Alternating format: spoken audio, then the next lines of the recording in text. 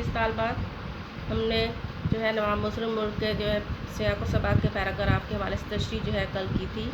اس کا دوسرا پارٹ جو ہے اس کا حصہ ہے، اسی کو ہم آگے جو ہے جاری رکھتے ہیں. جو پیراگراف تھا وہ جوہر قابل تھے مگر موقع کی طاق میں تھے، اور لوگ ان کا لوہا مان گئے. یہاں تک ہم نے کرنا تھا پیراگراف. سیاق و سباق کے حوالے سے تشریح کے حوالے سے بتایا گیا تھا جیسے کہ نواب مسلم ملک جو ہے وہ ان کی قابلیت کے جوہر حیدرآباد میں کھلے. حیدرآباد میں جس قدر مقبولیت ان کا نصیب ہوئی کسی اور کو نصیب نہ ہو سکی. ان کی روانگی کے وقت لوگوں کا مجمع لگا ہوا تھا، علم سے ان کا خاص لگاؤ تھا. اردو اور فارسی کتب جو ہے وہ پڑھتے تھے اور انگریزی کتب کا ترجمہ کروا کر پڑھتے تھے. لوگوں کو پرکھنے میں مہارت رکھتے تھے، ہر شخص کو اس کی لیاقت کے مطابق کام دیتے تھے. اردو کی مخالفت کے سلسلے میں ہنگامہ آرائی ہوئی تو انہوں نے لوگوں کو اپنی تقریروں سے قائل کیا، اور سرسر جس کام کے داغ میں ڈال گئے تھے اس کو انہوں نے پایا تکمیل تک پہنچایا. اسی پیراگراف کی تشریح ہم آگے کرتے ہیں.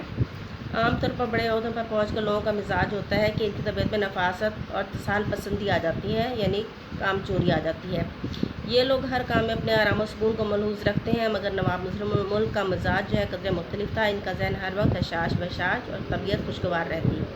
حاضر دماغی ان کا بہترین وصف تھا. وہ فوراً بات کی تہہ تک پہنچ جاتے، واقعات و معاملات کی باریکیوں تک رسائی حاصل کر لیتے. باریک بینی نتیجہ ہے تجربے کا، اور تجربے کے لیے زندگی کے میدان میں سخت تگ و دو ضروری ہے. حیدرآباد میں سیاست کے دوران میں ان کی شخصیت کی خوبیاں دنیا کے سامنے نمایاں ہوئیں. حیدرآباد دکن کے حکمرانوں کا وصف تھا کہ وہ بہترین انتظامی خوبیوں کے حامل افراد کو تلاش کر کے اعلیٰ عہدوں پر فائز کرتے. نواب مسلم ملک کا انتخاب ان کے اعلیٰ ذوق کا ترجمان ہے. نواب صاحب کی کاوشوں سے یہ ریاست انتظامی امور کے حوالے سے برصغیر کی بہترین ریاست بن گئی. ریاستی امور میں معاملہ فہمی فنی مہارت کا کام ہے. اکثر دیکھا گیا کہ لوگ کسی ناگہانی نقصان یا مصیبت کے وقت ہوش و حواس کھو بیٹھتے ہیں، مگر ایسی صورت میں بھی ان کے حواس بجا رہتے، بڑے بڑے پیچیدہ مسائل اور معاملات کو باتوں میں آسانی سے حل کر لیتے.